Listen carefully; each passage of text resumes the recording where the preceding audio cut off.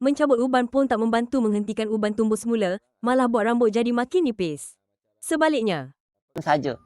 Formulasi daun inai, tak payah pening-pening, pelembap ke pengering ke tak payah. Kau shampoo je rambut kau, biarkan 10 ke 15 minit terus gelap. Terus gelap. Kau nak halalkan benda ni formulasi inai. Rambut beruban saja boleh pakai. Warna hitam boleh bertahan sampai rambut baru keluar. Ini boleh buat sembahyang. Warna melekat kat kulit tak melekat. Kau shampoo saja. Shampoo rambut 10-15 minit auto hitam. Cuba tengok combo. Besar gila boleh tahan sampai setahun.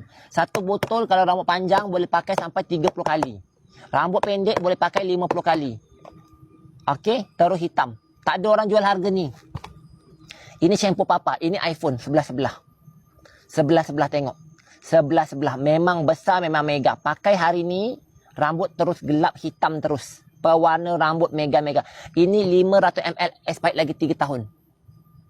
Kakak, cuba kakak tengok combo dapat harga berapa kakak. Kakak, cuba tengok combo dapat harga. Ini pewarna rambut kakak, warna rambut. Ni shampoo. Aku ni beruban. Kau shampoo 10 minit je. Ini pack salon juga ya. Pack salon. Harga dia berapa? RM90. RM90. Papa nak bagi RM1.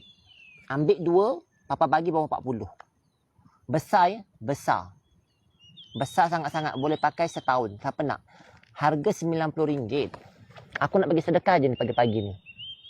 Ini besar 500 ml. Shampoo pakai 10 minit rambut hitam terus.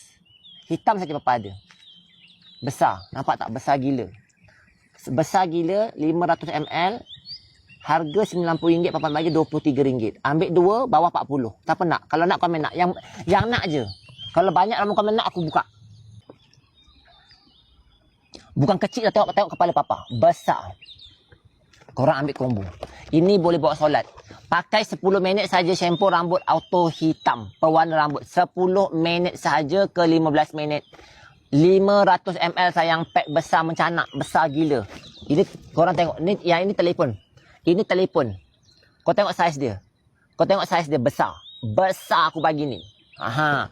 Ini rahsia kita. Kita ni siapa dapat memang jackpot. Ini papa cerita dengan korang. Orang lain jual ni paling murah RM89. Ambil combo papa bagi. Ambil combo. Combo murah gila papa bagi. Rambut papa putih tu sebenarnya, nampak tak? Papa apa putih je papa shampoo rambut. Shampoo auto gelap, nampak tak? Yo, papa punya keturunan memang cepat beruban.